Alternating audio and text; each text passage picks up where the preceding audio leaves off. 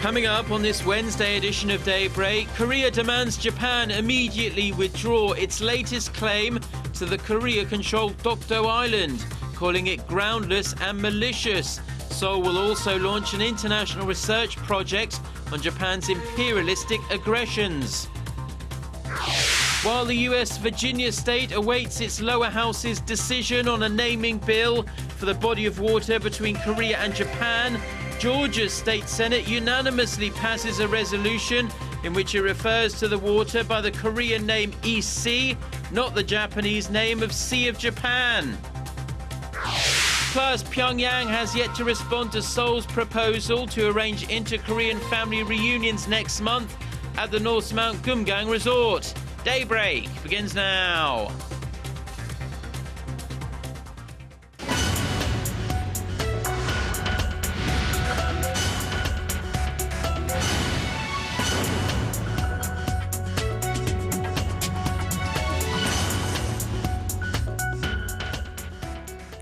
You're watching Daybreak on Wednesday, January 29th. I'm Choi Yusan in Seoul.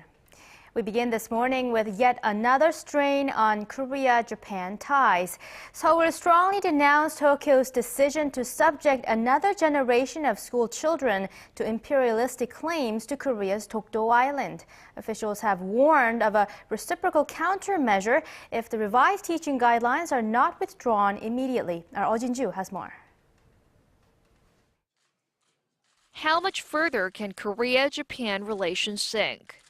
The Japanese government has decided to define the Korea-controlled Dokdo Island and a disputed island chain in the East China Sea as its own territory in its revised manual on government guidelines for teachers in middle and high school textbooks. Seoul's foreign ministry summoned Japanese ambassador to Korea, Koro Betso, in response and lodged a protest. I'm here to convey our government's grave opposition to Japan's education ministry, as it today maliciously included its reckless claims in the teaching guidelines for middle schools and high schools. The Korean government condemned the new teaching guidelines and demanded the plan be withdrawn immediately. If they're not, Seoul vowed to carry out appropriate measures. The Japanese government has continued to make false claims over Dokdo, which is the first victim of Japanese imperialistic plunder. And trying to teach it to future generations clearly shows that it has not moved beyond the nostalgia of its past imperialism and its evil practice of distorting history. The new manual unveiled by the Japanese government Tuesday includes a statement that Korea is, quote, illegally occupying Takeshima, which is what Japan calls the islets, and that the Japanese government is protesting the action. On the islands called Senkaku in Japan and Diaoyu in China, Tokyo says it is effectually controlling the island chain and that there are no territorial disputes to resolve.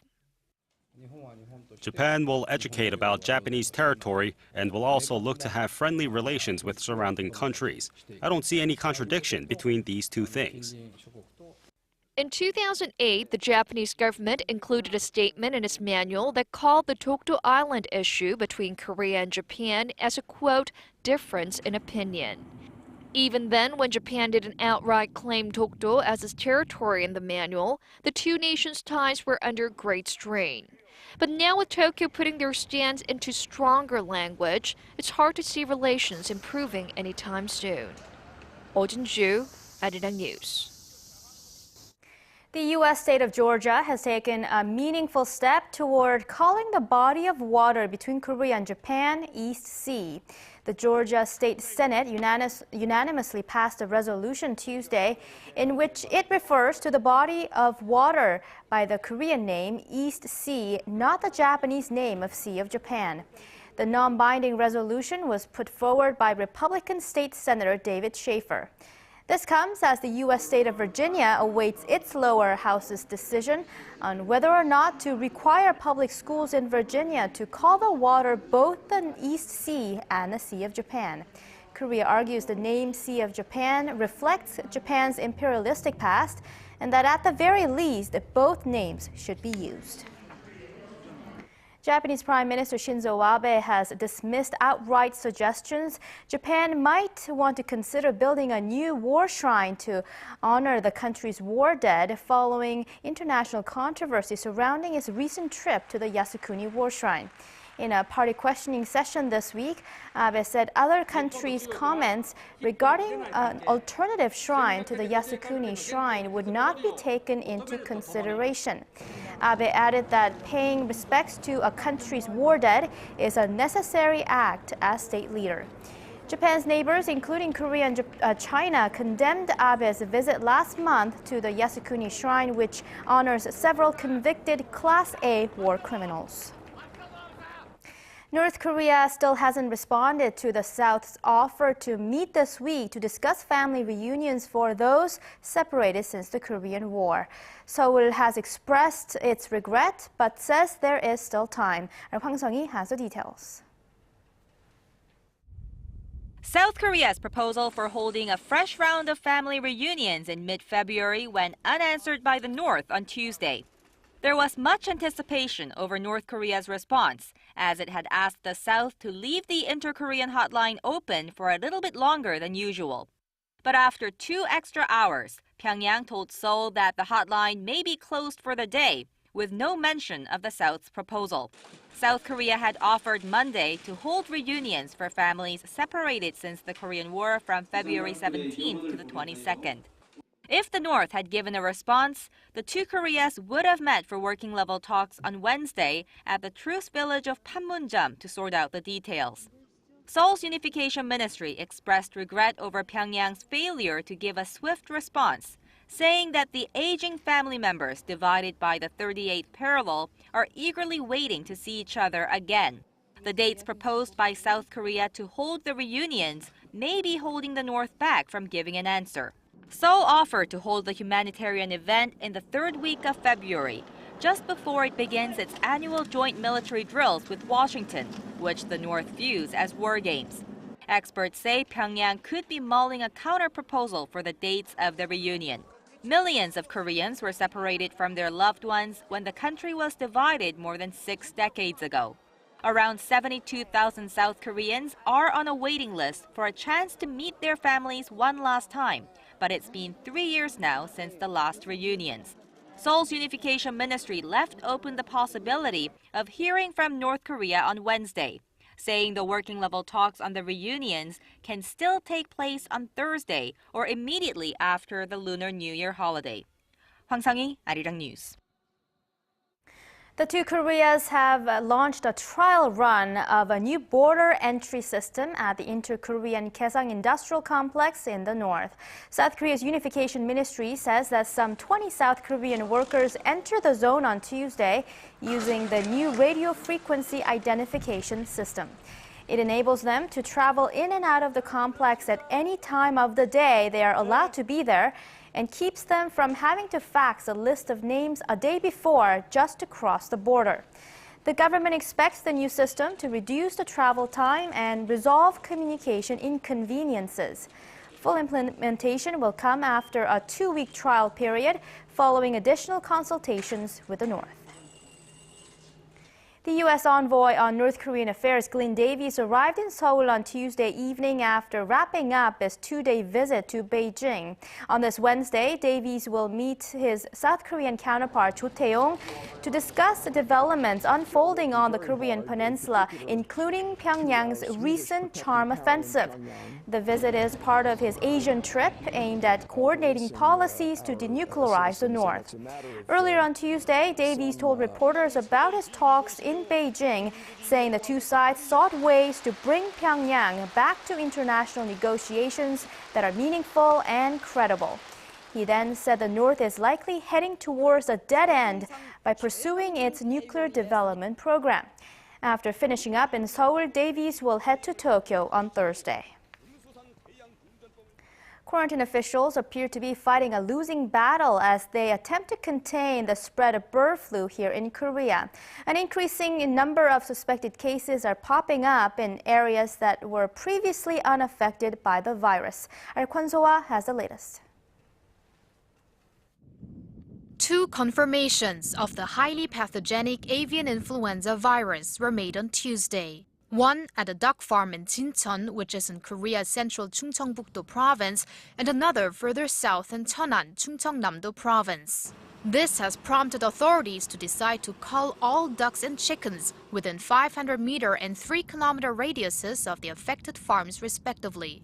A duck farm in Seocheon, Chungcheongnam-do has a suspected case, as does a chicken farm in the city of Pyeongtaek in Korea's central Gyeonggi-do province, although authorities are saying that preliminary autopsy results suggest there is a good chance the chickens were not contaminated with the AI virus. While confirmed or suspected flu cases have hit the Jeollado, Chungcheongdo, and Gyeonggi-do provinces so far, officials in Gyeongsangnam-do in the southeast of the country say migratory bird droppings have tested positive for a flu virus, but it's not yet sure whether it is the avian influenza virus. The Ministry of Agriculture, Food and Rural Affairs says that in past bird flu epidemics, the virus has often broken out in the west coast regions and gradually spread inland. Meanwhile, the Agriculture Minister Lee Dong-pil said the spread can be halted if everyone works together.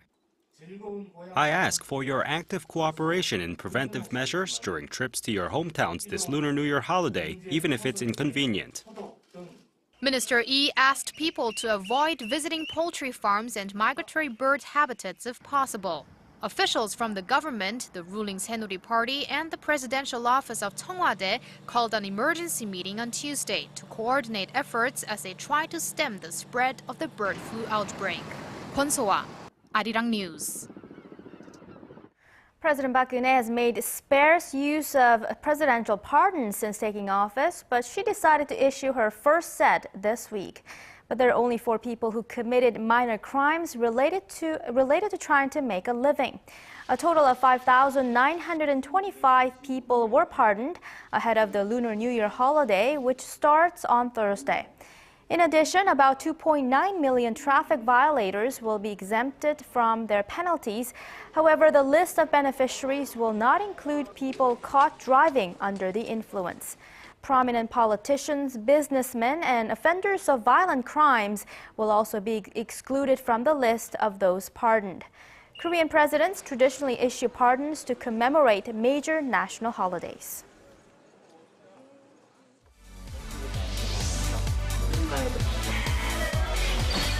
If you want the latest news from Korea and around the world. Return to the negotiations. President Park Geun-hye plans, given the current circumstances. On your way to work or at home. Defense Ministry. The legislature will convene a. Tune into Daybreak on Arirang TV. Prime Minister Shinzo Abe said Tuesday that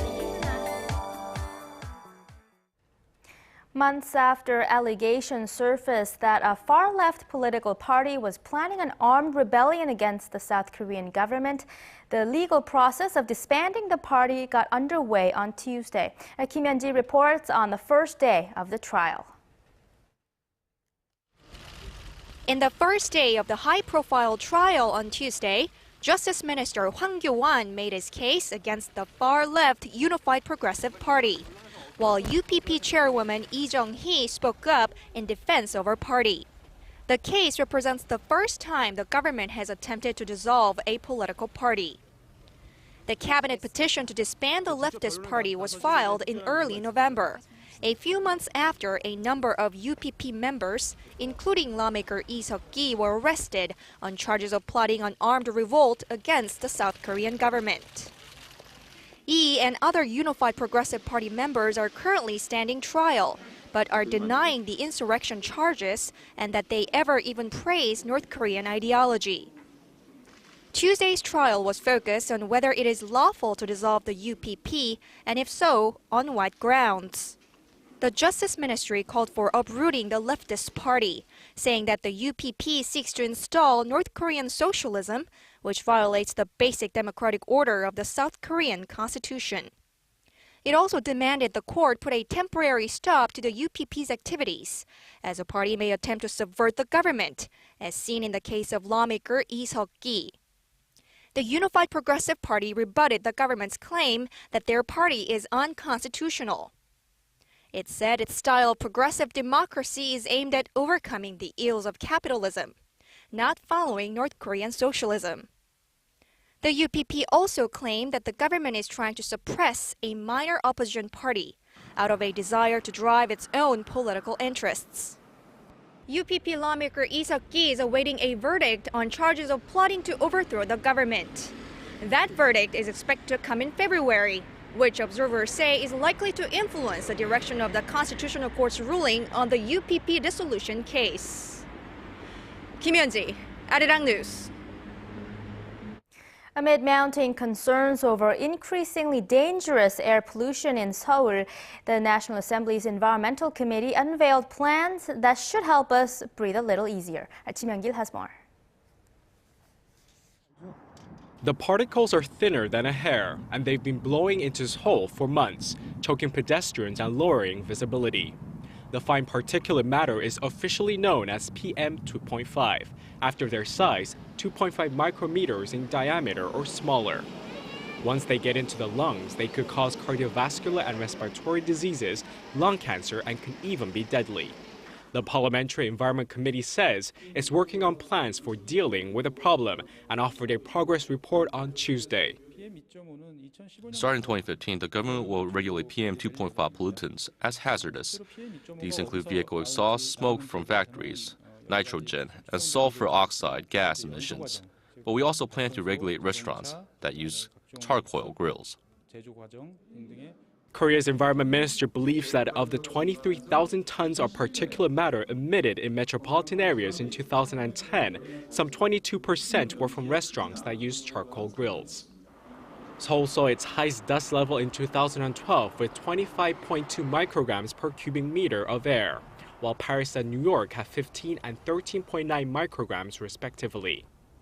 The World Health Organization's recommended level is 25 micrograms per cubic meter per day, but some studies have shown there is no PM level at which there is no damage to health. To better manage the city's air pollution, the government plans to limit ultra-fine dust levels to 20 micrograms per cubic meter in urban areas starting 2015. The government is also aiming to increase the ratio of eco-friendly cars to 20% by 2024. It says it will also issue toxic dust forecasts twice a day starting in 2015 and will increase the number of toxic dust monitoring stations from 30 to 34. To combat Korea's growing air pollution problem, the Parliamentary Environment Committee plans to expand its research into ultra-fine dust. It might also form a joint research group with China and Japan. Kim Hyun-gil, Arirang News. We're just one day away from the start of the Lunar New Year holiday, and the celebratory atmosphere is already being felt around the capital here in Seoul. Our cultural correspondent Park Ji-won reports from one of the city's many New Year's events for expats. The Lunar New Year holiday is one of the most celebrated times of the year in Korea, and about 150 expats had a special chance to kick off the festivities in advance. They took part in various holiday traditions, from wearing the traditional Korean clothing hanbok to learning how to properly perform a New Year's bow to elders. 앉을 때 한 손을 이렇게 오른손으로 앉으셔서 이제 일어날 때는 좀 어렵고요. 근데 재밌었어요. An ancestral worship ceremony the Koreans typically perform on Lunar New Year Day was demonstrated, as well as traditional Korean outdoor games like 제기차기 and 투호.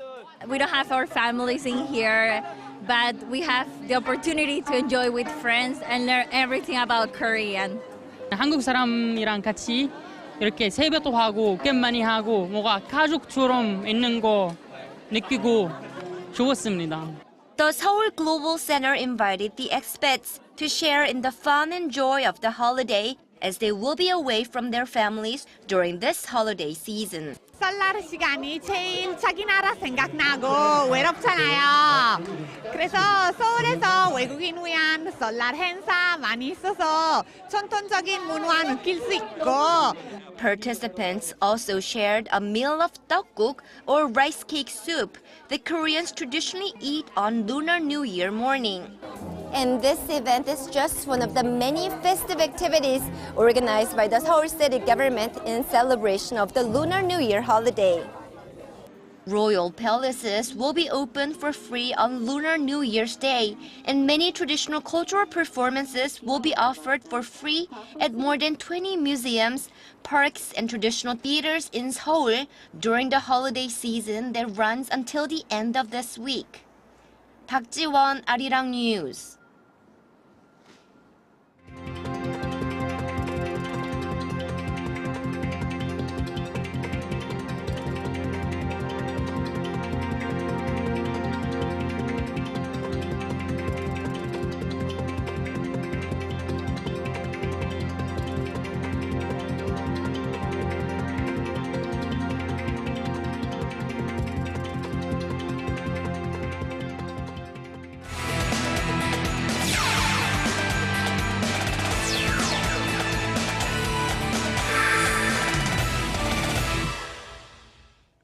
And a good Wednesday morning to you all as we kick things off with some shocking news from badminton. According to the Badminton World Federation, former Olympic champion Lee Yong-dae and Kim Ki-jung have been suspended for a year for violating international doping procedures. While many thought that the two athletes failed a drug test, the world's badminton governing body suspended them for failing to take a doping test. But according to the Korea Badminton Federation, due to their competitions overseas, they missed the test date. While the federation stated that they'll appeal the suspension, it's unlikely that the suspension will be lifted, as Lee Yong-dae and Kim Ki-jung will most likely miss the Asian Games in Incheon. And moving on to brighter news, over in the Winter Olympics, 5 more Koreans have qualified for the Sochi Winter Games, as 2 snowboarders and 3 freestyle skiers will be heading over to Sochi next month, leaving the total at 71 athletes so far.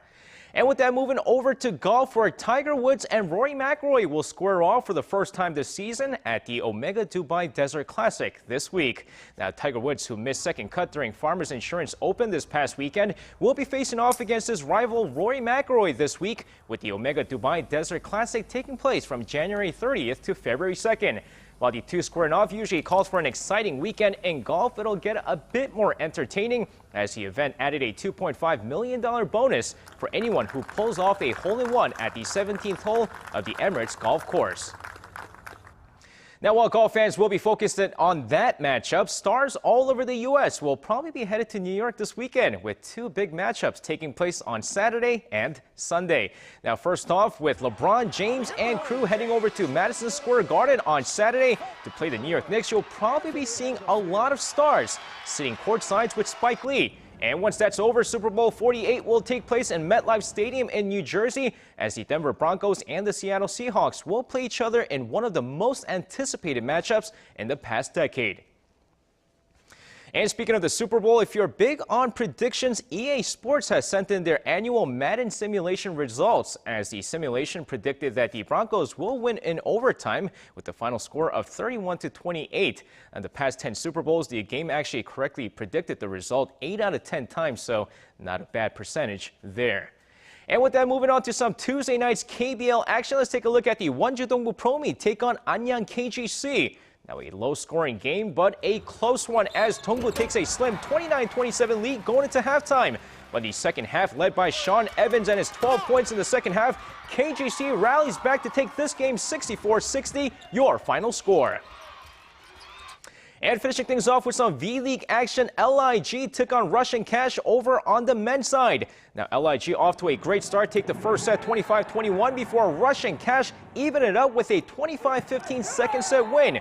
But thanks to Thomas Egger and his 29 points on the night, LIG take the next 2 sets 25-22 and 25-21 as LIG end their 5-game losing streak 3-1.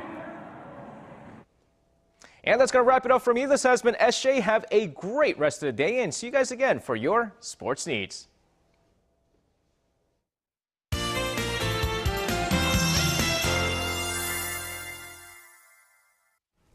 Good morning. Well, it's cold this morning. Our daily low has dropped to -4 here in Seoul, so please dress warmly before heading out. But temperatures will rise quickly and it will feel like early spring again this afternoon. But it won't be as sunny as yesterday, though we'll start out under lots of sun, but more clouds will be rolling into the country as we go through the day. Now, some of you might be traveling to hometown as early as this afternoon, and weather should be great, so I hope you enjoy enjoy your ride home. But there is rain in the forecast early tomorrow morning, and it looks like frequent rain is in store for the rest of the week. Saturday will rain all day long. It should continue till Sunday morning, so please be safe out on the roads if you will be traveling, because safety comes first. With that in mind, here are the readings for today. The morning low in Seoul is starting out at -4 and will get up to 7. Daegu will see a high of 12, while Gwangju and Busan will top out at 13. Now for other regions, it looks like Jeju will climb up to 15 in the afternoon. Daejeon will get up to 10, while the top temperature on Mount Kunggang will be 0. Well, hope you have a wonderful day, and back to Yusan in the studio. Thank you, Jian, for that. And those are the stories we have for you at this hour. Thank you for being with us.